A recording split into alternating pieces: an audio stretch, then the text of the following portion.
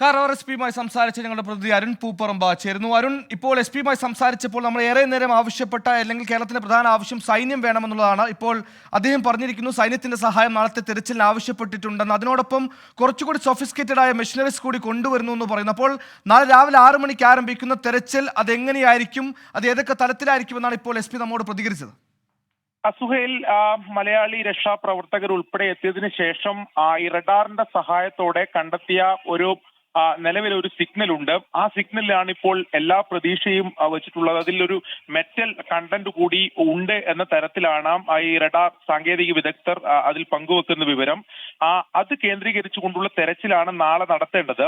ഇന്നിപ്പോൾ കാരവാർ ജില്ലാ പോലീസ് മേധാവി വിശദീകരിക്കുന്നത് കനത്ത മഴ, പ്രതികൂലമായിട്ടുള്ള കാലാവസ്ഥയിൽ തെരച്ചിൽ ഇന്ന് നടത്താൻ ഈ നിലവിലെ അവിടുത്തെ ആ പോയിന്റിൽ തെരച്ചിൽ നടത്താൻ പ്രായോഗികമായി പ്രശ്നമുണ്ട്.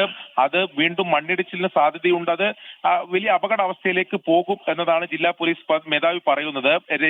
മലയാളിയായിട്ടുള്ള രഞ്ജിത്ത് ഉൾപ്പെടെ അവർ രാത്രിയിൽ ഈ പ്രതികൂല കാലാവസ്ഥയെ മറികടന്ന് അവർ തെരച്ചിൽ നടത്താൻ തയ്യാറാണെന്ന് അതിന്റെ സന്നദ്ധത അറിയിച്ചിരുന്നെങ്കിൽ പോലും ഉന്നത പോലീസ് സംഘം അവിടെ എത്തുകയും അതിന് അനുവാദം നൽകിയുമില്ല. അതായത് ജില്ലാ പോലീസ് മേധാവി ഉൾപ്പെടെ അത് അപകടാവസ്ഥ ഉണ്ടാക്കും, അതുകൊണ്ട് നാളെ രാവിലെ പുനരാരംഭിക്കാമെന്നാണ് പറഞ്ഞിട്ടുള്ളത്.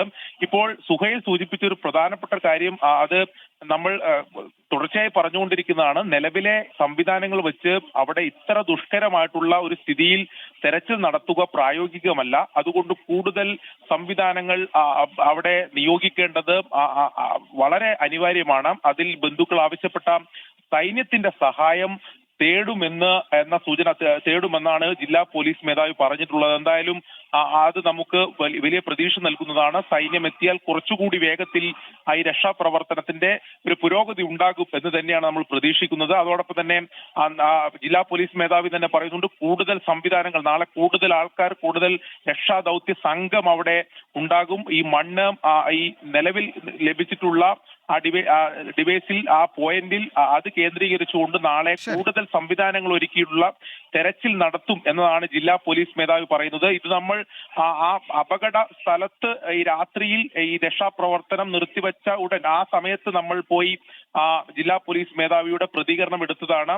ആ പ്രതികരണത്തിലാണ് ഇപ്പോൾ ഇത്തരത്തിൽ ജില്ലാ പോലീസ് മേധാവി സൈന്യത്തിന്റെ സഹായം തേടുമെന്നുൾപ്പെടെയുള്ള നിർണായക വിവരങ്ങൾ നമ്മോട് പങ്കുവച്ചിട്ടുള്ളത്. അതായത് അതോടൊപ്പം തന്നെ ജില്ലാ പോലീസ് മേധാവി പറയുന്നുണ്ട് കേരളത്തിലെ ജനങ്ങളോട് അവർ പൂർണ്ണമായും ഇവിടുത്തെ പോലീസ് സംഘം, ഇവിടുത്തെ മറ്റ് സംവിധാനങ്ങൾ നിങ്ങളുടെ വേദനക്കൊപ്പം ഉണ്ട് എന്നുൾപ്പെടെയുള്ള കാര്യങ്ങൾ പറയുന്നു. നമുക്ക് എന്തായാലും അതിപ്പോൾ വിശ്വാസത്തിൽ എടുക്കാം.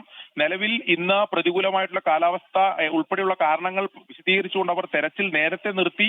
അതിലൊരു പക്ഷേ ഈ നിലവിൽ ഈ മലയാളി രക്ഷാപ്രവർത്തകരായിട്ടുള്ള രഞ്ജിത്ത് ഉൾപ്പെടെയുള്ളവർക്ക് ചില അതിർത്തിയുണ്ട്. അത് കുറച്ചുകൂടി രാത്രി ഈ പ്രതികൂലമായിട്ടുള്ള കാലാവസ്ഥ എന്തായാലും ഉണ്ടാകും, അതിനെ മറികടക്കുകയാണ് വേണ്ടതെന്നൊരു അഭിപ്രായമൊക്കെയാണ് പോലീസ് സംഘത്തോട് അവർ പങ്കുവച്ചത്.